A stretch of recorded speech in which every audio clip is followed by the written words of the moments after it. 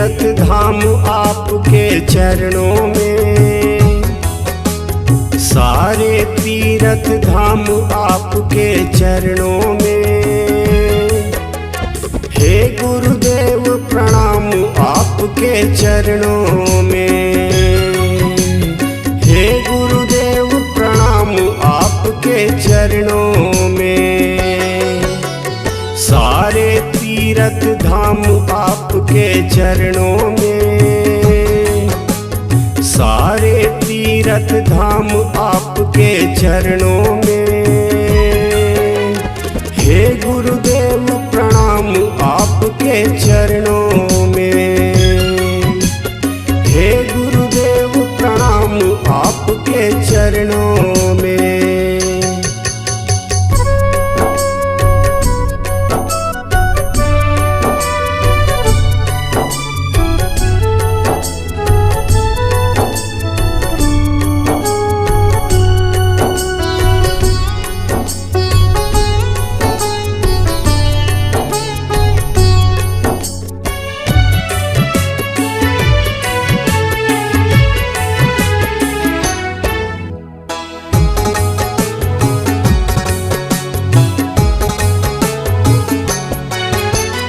हृदय में माँ गौरी लक्ष्मी, कंठ शारदा माता है। जो भी मुख से वचन कहे वो वचन सिद्ध हो जाता है।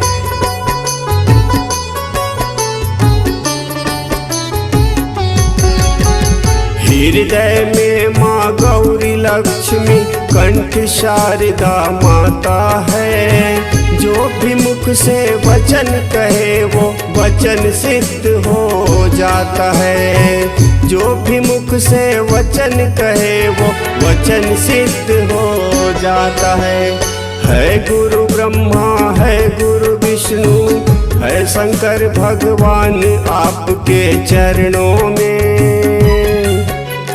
हे गुरुदेव प्रणाम आपके चरणों में, हे गुरुदेव प्रणाम आपके चरणों में।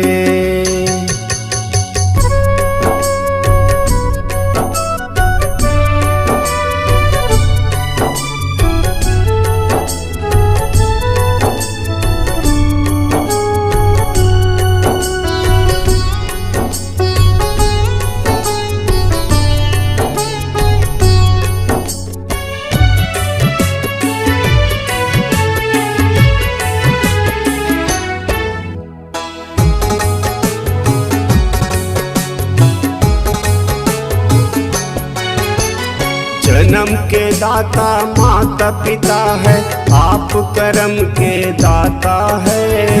आप मिलाते हैं ईश्वर से, आप ही भाग्य विधाता है।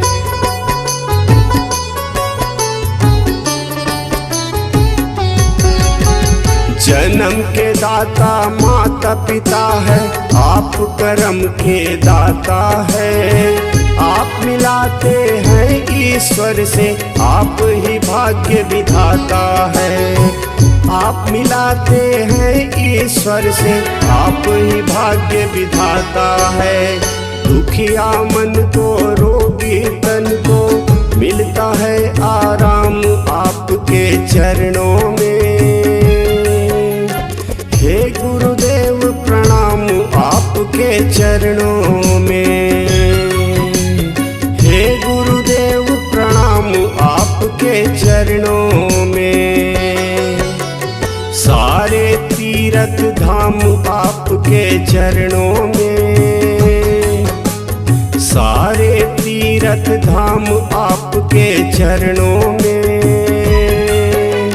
हे गुरुदेव प्रणाम आपके चरणों में, हे गुरुदेव प्रणाम आपके चरणों में। हे गुरुदेव प्रणाम आपके चरणों में, हे गुरुदेव प्रणाम आपके चरणों में। हे गुरुदेव प्रणाम आपके चरणों